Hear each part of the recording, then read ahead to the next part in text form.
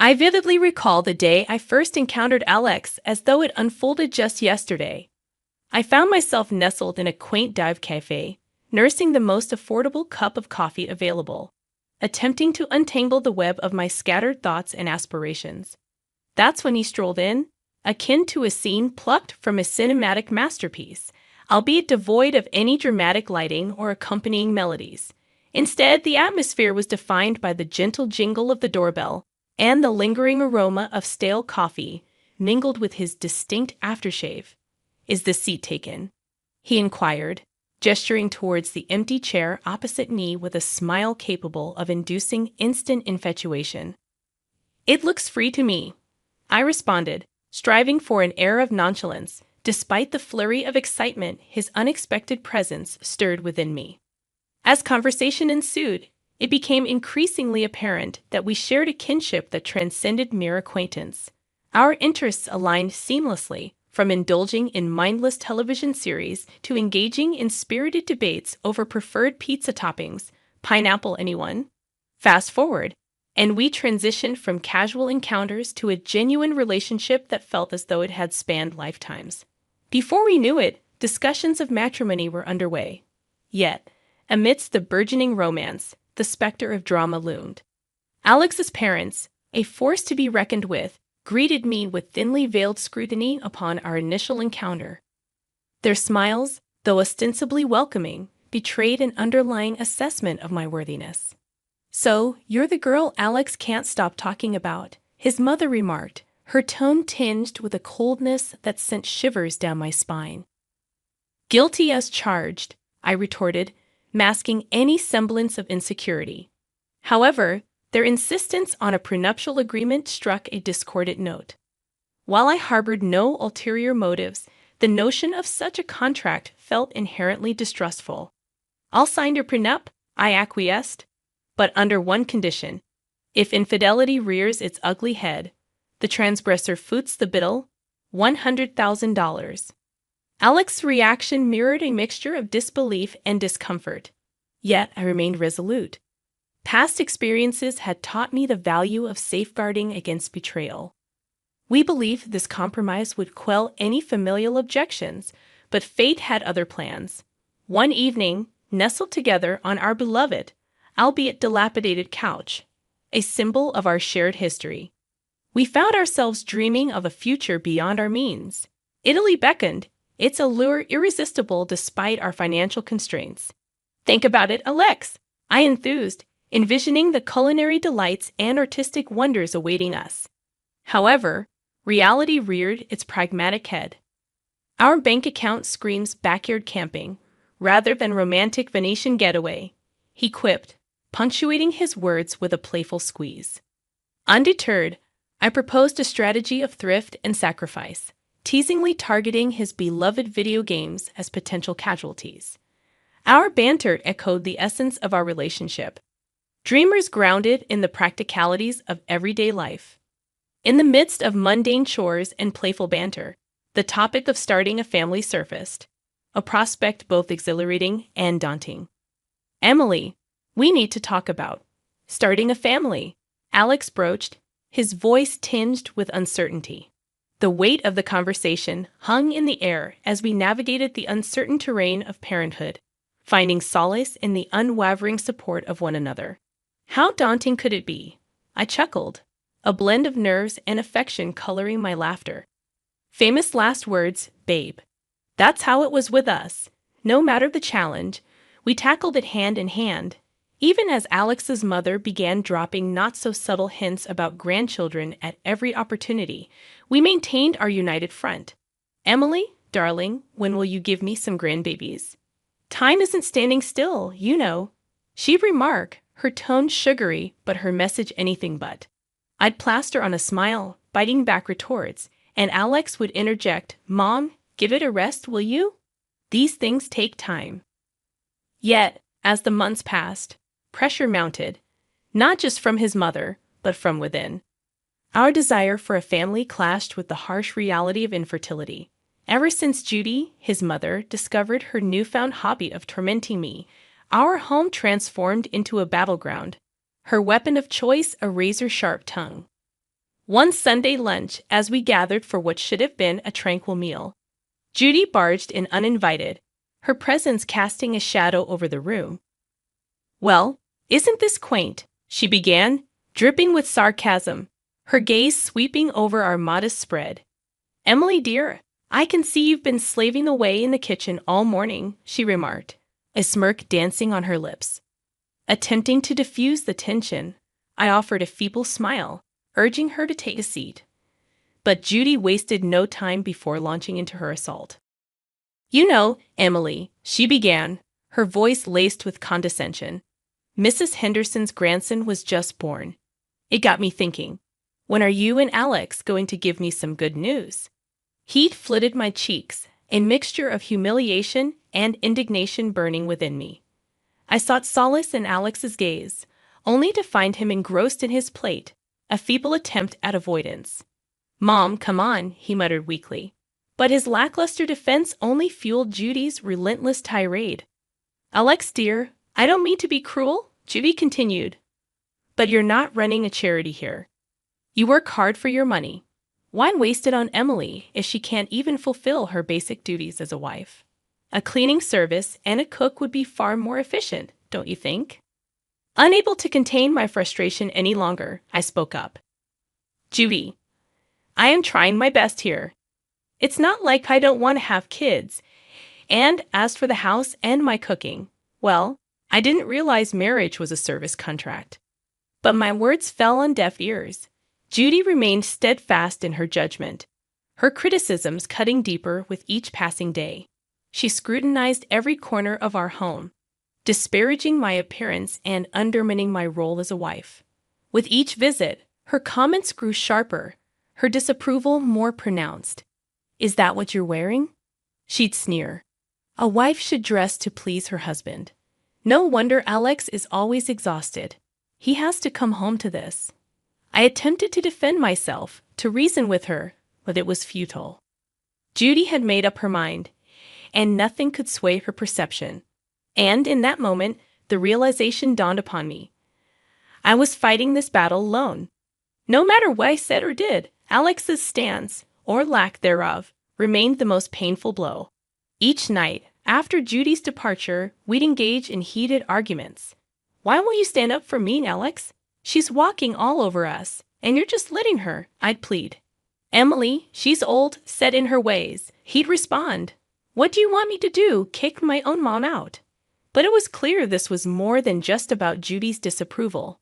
It was about us, our marriage, and whether we were strong enough to stand together or succumb to Judy's criticisms. As the days turned into weeks, I realized this wasn't merely a phase. It was a full-blown siege. If we didn't act soon, there might not be anything left to salvage. The strain extended beyond the home front. Alex himself began behaving oddly. It wasn't the typical stress from work. It was something deeper, something that twisted my stomach into knots. It began with the phone calls. Alex, who had always been transparent, suddenly started stepping out of the room every time he received a call, always from the same caller ID, John from work. One evening, trying to keep my voice casual, I asked, "Who's John from work?" Alex flinched, a telltale sign of unease. "Oh, just a new guy at the office. Lots of questions, you know," he replied, but his evasiveness only fueled my suspicions. Then there was his sudden interest in his appearance. Gone were the days of graphic tees and worn-out jeans. Now it was all crisp shirts, slacks, and cologne. "Since when did you care about smelling like a department store?" I teased. "Just felt like changing things up. No harm in that, right?" He replied a bit too quickly. The late nights at work became a regular occurrence. "Another long one, babe." He'd text, promising he wouldn't be late. But the clock would tick well past midnight before I heard his keys in the door. Try as I might, I couldn't shake the feeling that something was off. That's when I made the decision to hire a private detective. It felt like something out of a bad TV show, but I needed to know for sure. The evidence arrived in a plain brown envelope. Photos of Alex with another woman, their intimacy undeniable, their conversations captured in a recording, leaving no room for doubt. Sitting there, the evidence spread out before me. I felt a cold realization settle in. This was it, the proof that could anchor me in a stormy divorce, should it come to that. But I kept it all a secret, a painful burden I chose to carry alone. I wasn't ready to confront him, not yet. I needed a plan, a way to navigate the wreckage of our marriage with my dignity intact. The following days were a blur. Alex continued his charade, and I played along, the perfect wife with a smile plastered on my face and a heart breaking silently. But then, one day, as I passed by Alex's office, their voices caught my attention. Alex and Judy discussing me. And what I heard changed everything. I stood there, rooted to the spot, a mix of shock and anger boiling inside me. They were planning my exit from this family as casually as one would plan a grocery list. The hurt ran deep, but it sparked something else in me, a burning desire for revenge. They thought they could use me, discard me at their convenience. I'd show them I wasn't just some pawn in their twisted game.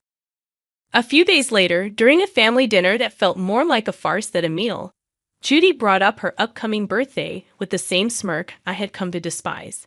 "So, Emily dear, what are you planning for my birthday? Something special, I hope?" she inquired, her voice dripping with fake sweetness. I met her gaze, my face a mask of calm. "Actually, Judy, I was thinking of throwing you a dinner at the city's most luxurious restaurant. A night you won't forget," I replied. Her eyes lit up with greed, and she exchanged a quick, satisfied look with Alex. They thought they had me cornered, but little did they know I was already 2 steps ahead. "Emily, that sounds delightful. Just close family, keep it intimate," Judy insisted, her voice saccharine. "Of course, Judy. It'll be our pleasure," I replied, the words tasting like ash in my mouth. The weeks leading up to Judy's 70th birthday felt like a slow march towards D-Day. Every smirk from her, every indifferent shrug from Alex fueled my resolve. The plan was simple yet bold: host a lavish dinner at the city's most luxurious restaurant under the guise of a loving gesture, then drop the bombshell. But like any bit plot, the devil was in the details. The tension at home was palpable the night before the party. Alex, oblivious to the storm brewing, was casually lounging on the couch, scrolling through his phone. "Everything's set for tomorrow?" he asked, not looking up. "Oh, you could say that," I replied, my tone belying the turmoil inside. The day arrived, and as guests filled the opulent dining room reserved for Judy's celebration, the air crackled with anticipation. My heart raced, not from nerves, but from the adrenaline of what was about to unfold. As we all settled in, the meal proceeded with forced mirth. Laughs were shared, stories exchanged, and then, as the dessert plates were cleared away, the waiter approached with the final act of the evening, the bill. Without missing a beat, I handed over my card, the gesture unnoticed by most. It was then Alex, with a smirk that didn't reach his eyes, decided to drop his bombshell. "Emily, I think it's time everyone knew. I'm tired of this of us. I want a divorce," he declared. The words hung in the air, a toxic cloud suffocating all other noise in the room. Before I could even process the full weight of his statement, Judy piped up, her voice sharp and unforgiving. "Well then, since that's out in the open, I think it's best you leave, Emily. We're celebrating family tonight, and well, you're no longer part of it." The room went deadly silent. Every eye was on me, waiting to see how I'd crumble. But I didn't. With a calm I didn't feel, I stood, nodded, and walked out without a word. The cool night air hit me like a slap as I made my way home. By the time I reached his apartment, a plan formed. I packed my essentials, the numbness giving way to a cold resolve. This was it, the end of one life and the start of another. As I zipped the last suitcase, my phone started buzzing, a relentless, insistent vibration that I initially ignored. But curiosity got the better of me.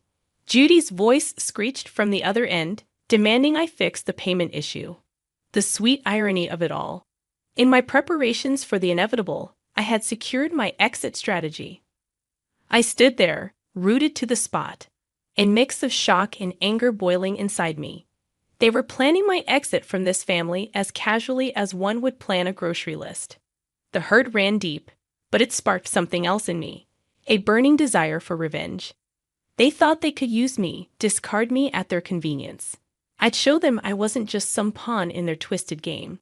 A few days later, during a family dinner that felt more like a farce than a meal, Judy brought up her upcoming birthday with her trademark smirk. "So, Emily dear, what are you planning for my birthday?" "Something special, I hope," she said, her voice dripping with fake sweetness. "Actually, Judy, I was thinking of throwing you a dinner at the city's most luxurious restaurant. A night you won't forget," I replied, meeting her gaze with a mask of calm. Her eyes lit up with greed, and she exchanged a quick, satisfied look with Alex. They thought they had me cornered, but little did they know I was already 2 steps ahead. "Oh, Emily, that sounds so delightful." "Just close family, keep it intimate," Judy chimed in, her voice oozing fake sweetness. "Of course, Judy. It'll be our pleasure," I replied, the words tasting like ash in my mouth. The weeks leading up to Judy's 70th birthday felt like a slow march towards D-Day. Every smirk from her, every indifferent shrug from Alex fueled my resolve. The plan was simple yet bold: host a lavish dinner at the city's most luxurious restaurant under the guise of a loving gesture, then drop the bombshell. But like any good plot, the devil was in the details. The tension at home the night before the party was palpable. Alex, oblivious to the storm brewing, was casually lounging on the couch, scrolling through his phone. "Everything set for tomorrow?"